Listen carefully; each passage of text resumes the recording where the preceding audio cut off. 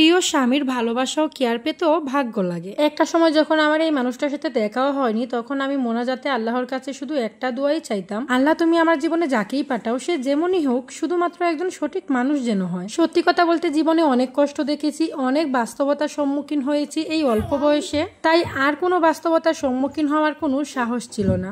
তার জন্য সবসময় নামাজ পড়ে আল্লাহর কাছে মোনাজাতে শুধু এই দোয়াটাই চাইতাম।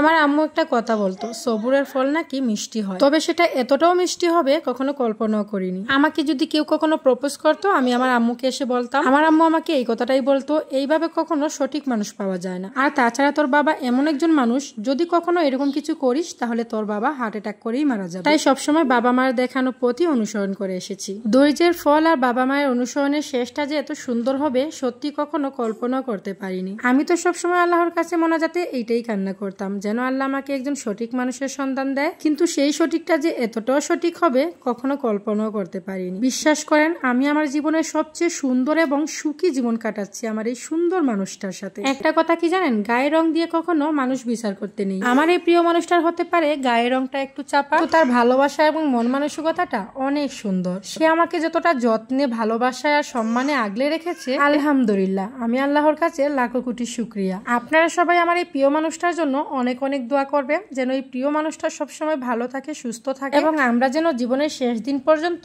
একসাথে থাকতে পারি। এবং আমার দুইটা মেয়েদের জন্য দোয়া করবেন, আমার দুইটা মেয়ে আল্লাহর দেওয়া দুইটা রহমত, ওরাও যেন সবসময় ভালো থাকে, সুস্থ থাকে এবং আল্লাহ যেন ওদেরকে না খায়াত দান করে। আজকে দুপুরবেলা যখন আমার হাজবেন্ড দোকান থেকে আসে, তখন সেই মাছগুলা নিয়ে আসছে। আমাদের এলাকায় এটাকে বাই মাছ বলে, আপনাদের এলাকায় এটাকে কি মাছ বলে অবশ্যই কমেন্টসে জানাবেন এবং একটা লাইক দিয়ে সম্পূর্ণ ভিডিওটা দেখবেন। তো চলেন আবারও ভিডিওতে যাওয়া যাক। আজকে যখন ও মাছগুলো নিয়ে আসছিল, তখন আমাকে বলছিল মাছগুলো রেখে দিও, আমি রাত্রে এসে রান্না করবো। ও মাঝে মধ্যেই আমাকে এরকম রান্না করে খাওয়ায়, আমার না অনেক ভালো লাগে। যেদিন দেখে আমার শরীরটা একটু খারাপ যাচ্ছে বা আমি একটু ক্লান্তি ফিল করতেছি, তখন ও আমাকে মাঝে মধ্যে এরকম নিজ হাতে রান্না করে খাওয়ায়। আর ওর হাতের রান্না মাশাআল্লাহ অনেক সুস্বাদু। রান্নার কালারটা দেখেই হয়তো আপনারা বুঝতে পারতেছেন কতটা স্বাদ হবে।